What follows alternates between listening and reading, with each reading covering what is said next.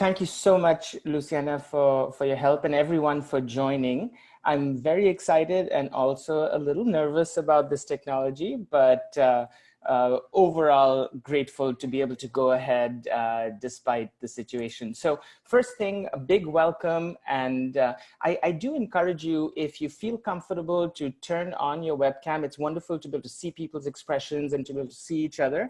So I'm having a bad hair day, so don't worry about it. But if very informal, please, if you feel comfortable, I would love for you to turn on your camera so I can see you. And let's just practice using the chat box to start with. Just one thing that you're feeling grateful for this morning, or it's morning for me, I'm in Florida. I know you're from all around. So just either where you're joining us from today and or one thing you're feeling grateful for. So let's get comfortable. That'll be a quick introduction.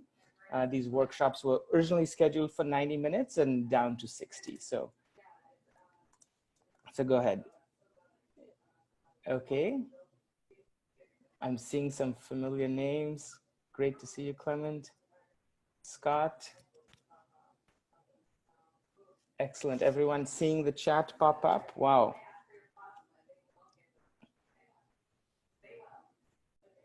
Fantastic. So I will give it maybe another 30 seconds. I have a dog too in my house, and I'm hoping that he doesn't start barking in the middle of the webinar. The joys of doing everything from home. Yeah, very grateful to be able to do this.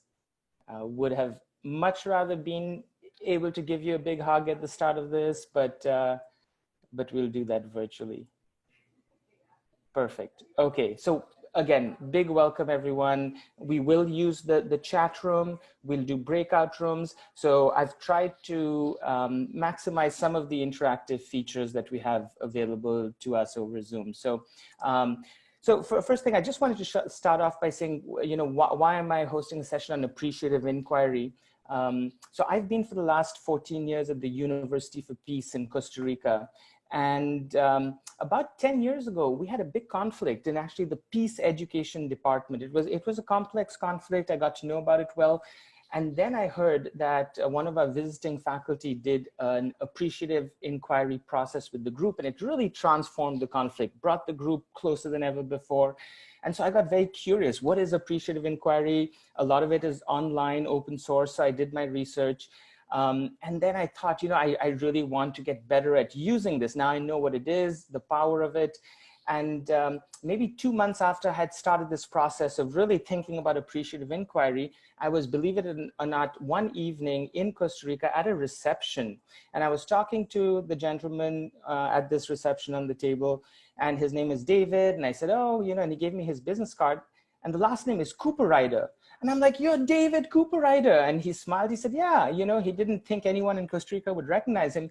He and a colleague of his, their research led to appreciative inquiry. So I had just run in to my kind of hero at the time. And so one thing led to another, and I was able to go to Case Western University and certify in the process. And the reason I share this story is I've included appreciative inquiry in all the work I do now at the University for Peace. I think it resonates from conflict resolution to working in the field of social innovation. But the other thing is that when you focus on something, one of the tenets of appreciative inquiry is that when you focus on something, it actually grows and it somehow enters your life. And so that's the way I got to appreciative inquiry. I had such a focus on it that I somehow ended up, and this was also a bit of luck, sitting on the same table as the person who had come up with it. He was in Costa Rica facilitating a process. So it is very powerful and sometimes even a little magical. So let me start with the source of the words. So there's an adjective, which is to appreciate, right? And appreciate is to value, the act of recognizing the best of. So that's the adjective. But the real substance of it is in the inquiry. That's the verb, right? So the appreciate qualifies the action, the inquiry. And inquiry, beautiful word, it's the act of exploration and discovery, the asking of questions, to be open to seeing new potentials and possibilities. Yeah, I'm seeing a question. Okay, it's about slides being shared. I'm certainly more than happy to share all these slides. So when these two things come together, it's the way we're inquiring with this appreciative eye, with this appreciative lens. And that really is what I've experienced transformational in its impact on people and processes. So what I want to do in the 52 minutes we have together is I want to start off by sharing you a little background about appreciative inquiry and the principles behind it, and then let's practice. Okay, let's kind of try to take advantage of our time together to interact and practice using some of these principles. By the way, I do think of these things as long-term relationships. At the end, I'll invite any one of you to kind of continue to stay in touch. I love this stuff. I'm limited to an hour. I'll do my best in the time I have. So the 5 principles of appreciative inquiry that I'll share with you. The first one is called the Constructionist Principle, a belief that the words we use don't just describe our world, they actually create the world that we live in. So does anyone see a pink elephant on this slide? Do you see a pink elephant? Okay, you don't see a pink elephant, but the fact that I've said pink elephant created an image of a pink elephant and then you looked for it, right? So that's a very trivial example, but our words actually create our reality, and we'll continue to explore that idea. We think of ourselves sometimes as being objective. Wonderful behavioral economist called Dan Ariely talks about how we're predictably irrational. And a lot of this is around the words we use. Second principle, the positive principle. Focusing on the positive causes it to grow and brings out the best in people and organizations. So we're going to try I want to illustrate this slightly differently than the last one. I'm going to ask you a question, and I want you to just respond fairly quickly with the first thing that comes to you. We'll do this in the text box. What is your superpower? We all have one or more superpowers. Sometimes we're not even aware of them. It might be as simple as, when someone comes to me with a problem, I just feel like I can listen so intently and make them feel better, whatever it is. So what is your superpower? As you reflect on it, it's going to grow. As you share it with others, it's growing. So let's take a minute to think. Well, we need space to really connect with our superpowers and bring it to all the challenges that are available to us.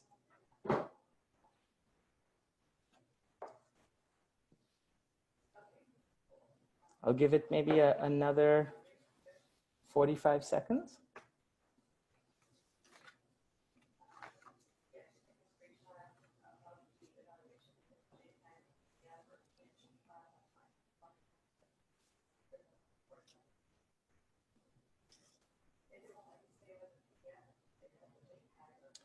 I should have brought I have a coffee mug that says, "What's your superpower?"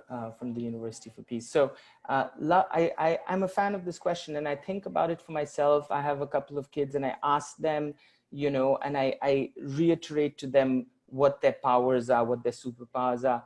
And again, the idea of, what we focus on, and when we focus on the positive, it allows us to see it in ourselves and really allows that to emerge and grow even further. So thank you, all of you. I love the daydreaming, so important to our creative process. So again, I'm trying to do a few things. So sorry, I'm not going to be able to respond to everyone's messages, but I hope you're also being able to see each other's superpowers. Thank you. So the anticipatory principle is the third principle. Images of the future affect the way we behave in the present. Images of the future affect the way we behave in the present.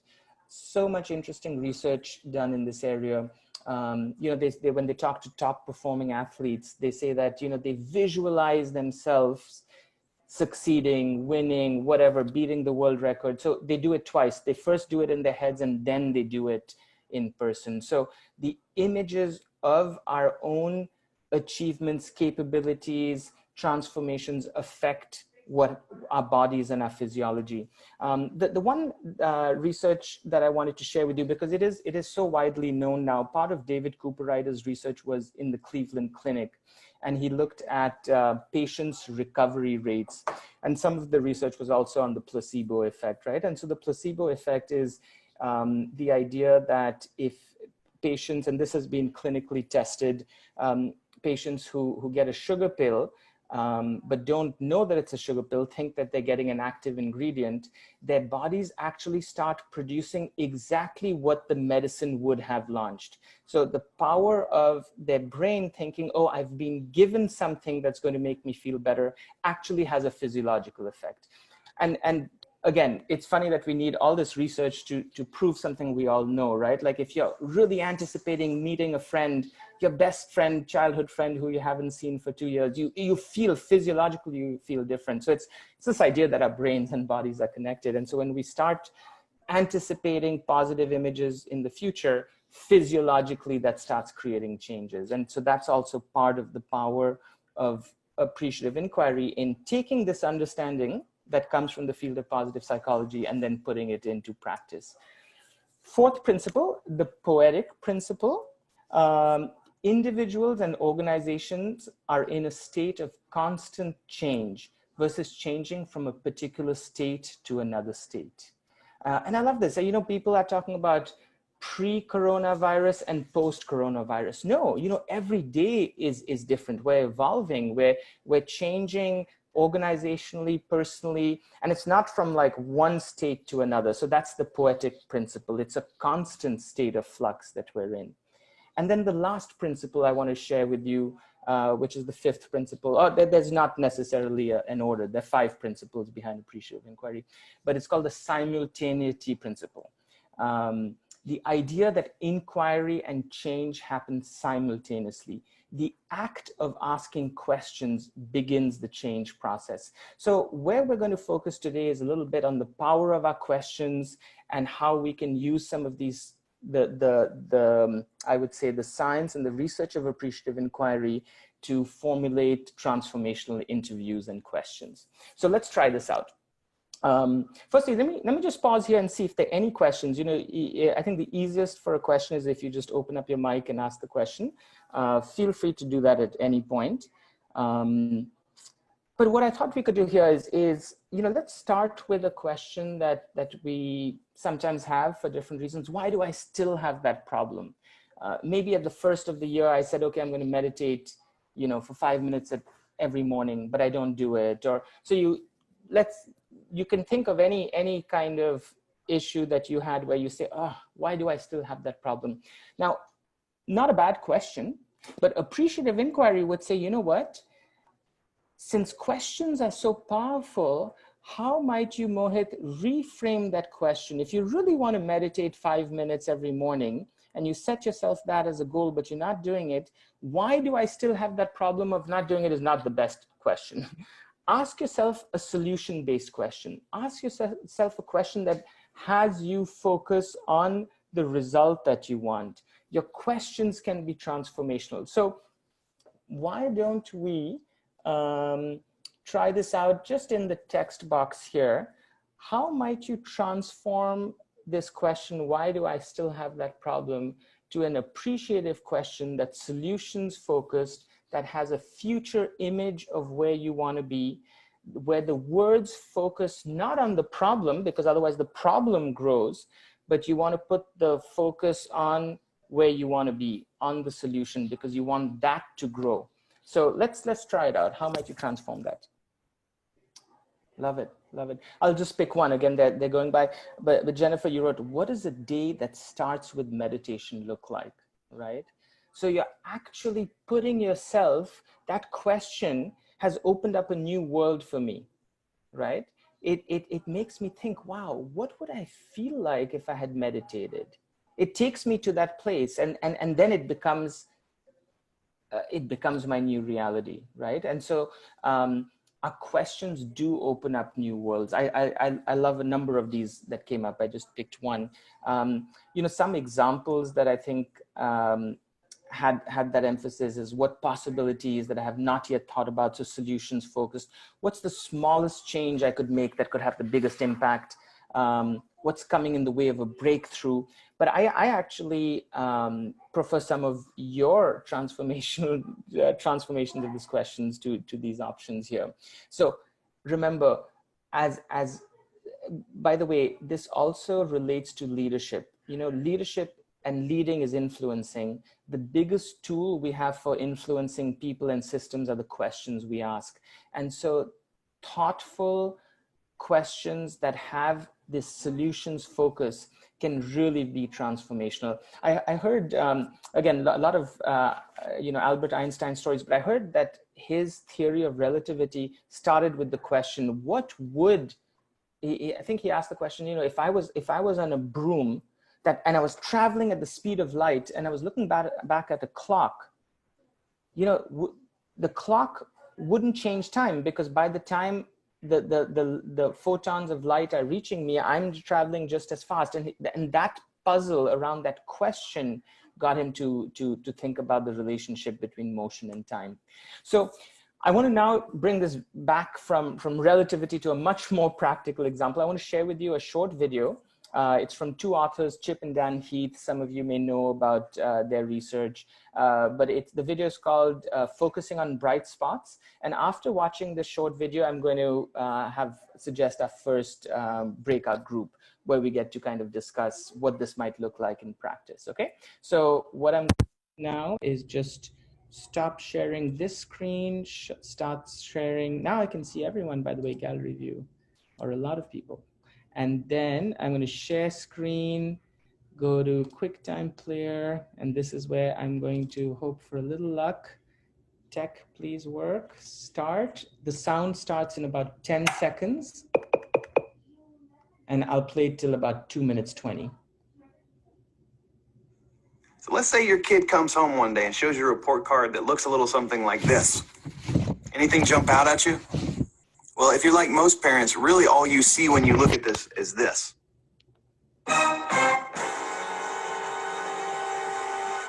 This is a thought experiment from the author Marcus Buckingham. And I think what it shows us is that we all tend to focus on problems rather than strengths. So it would be the rare parent indeed that would look at this report card and say, wow, honey, you've got such a strength in English. How can we make more of that? We all use our powers of analysis primarily to study what isn't working, rather than to study what is working. So think about all the times in your lives when you've been on phone calls with friends and they've been agonizing about the problems in their relationships, and the many, many flaws of their partners. But have you ever been on a single call where the person was obsessing about why things were working so well, with an eye towards doing more of that in the future? Or as parents, we really want to get to the bottom of why our kids got an F, so we can correct it. But we don't obsess about why our kids got an A. What were they doing differently in that class than in the others? Most of the time, this problem-solving focus serves us very well. If you're a manager and things are working pretty well across the board, except for one trouble spot, by all means, solve that problem. But there's one situation in life where this backfires on us, and that's in times of change. Because in times of change, our report cards don't look near flawless. Our report cards look pretty mixed. There's a lot of stuff that's not working very well. There's a lot of stuff that may be failing outright. And if we allow ourselves to slip into problem-solving focus in that time, that's a recipe for inaction, for paralysis. There's simply too many problems to be solved. In times of change, what we need to do instead is to focus on the bright spots, the early glimmers that something is working right. And once we find those bright spots, our mission is to study them and to clone them. So let's say at work, you started a new sales process 6 months ago, and the results so far have been a little bit mixed. You've had 2 reps that have doubled their sales. Okay, so that's about as much as I wanted you to watch. And so now what I'm going to ask is, let me share with you the question I have, and then we'll break into these breakout rooms. So the question I have is, informed by appreciative inquiry, what questions could you ask a student who had a mix of grades, with some high grades and one very low grade? Okay, so this is the way we're going to do this. Luciana, I'm going to ask you if we can break into rooms of 3 people, And I'm going to give you about 5 minutes in your breakout session. So the first thing is, please take 30 seconds to kind of say hello, introduce yourself, and then get into, okay, you know, so we're looking at appreciative inquiry, what's standing out to you? And then this is the scenario. You've got a student who has this one F, this one kind of problem grade, but then they've also got areas where they're doing really well. How might you shift the focus from trying to tackle the problem to really understanding what is motivating them and what's working so well in those courses they're doing A's, and how might that be a different approach to get to kind of the problem area, right? That's what appreciative inquiry is about. So 3 things that you'll do in the next 6 minutes with your group is quick intro, why you in the session, and then tackle this question and anything else that stood out for you in the last 20 minutes. Sounds good? All right, everyone's still alive. You know, one of the facilitation techniques they talk about is when to bring back breakout rooms is when the buzz in the room starts coming down, right? That's when you come back together. So I didn't have the benefit of listening to the buzz in the room, but I hope it felt a little bit longer than last time. And great. So, you know, we have a couple of minutes left. Let me open it up again to comments, questions. I see someone in the text box. Principle number 3. So the third one, the third one that I shared was the anticipatory principle. Images of the future affect the way we behave in the present. Recently, I was reading something about people are not saving enough for retirement, and so there's this app that was produced by I think one of the finance companies, where it shows you a picture of your future self, so it ages you. So when you start connecting with your future self, apparently people save more for their return. So it's literally the images of yourself in the future make you think, oh yeah, maybe I should look after Mohit as a 65-year-old more. So again, a lot of this comes from the field of positive psychology, but then is being used by organizations, by teams to really bring out human potential. Other questions or comments? Mohit, sorry, question here from Christina at Nzinguyu. Yeah. So we use a lot of this. We do leadership development. We use a lot of this, but I think I do a lot of hiring. And I focus on that. And that's where I kind of struggle, because if you always focus on their strengths, like everybody always wants to talk about how great they are in an interview, right. But if you don't learn kind of where people's weaknesses are, sometimes you think you're hiring someone and they're so amazing, and then they come in and then they can't do half the work that you expected, right. or right. they're slow, they don't communicate, blah, blah, blah. So is there a space, like how do you pull that out, you know, using AI, and really try to understand the whole depth of a person and not just like what they're wonderful at? Yeah. So you know, and this is a huge topic, but I'll give you my kind of 1 minute. So I do think of hiring as a good fit between the strengths a person has and the needs of a job, right?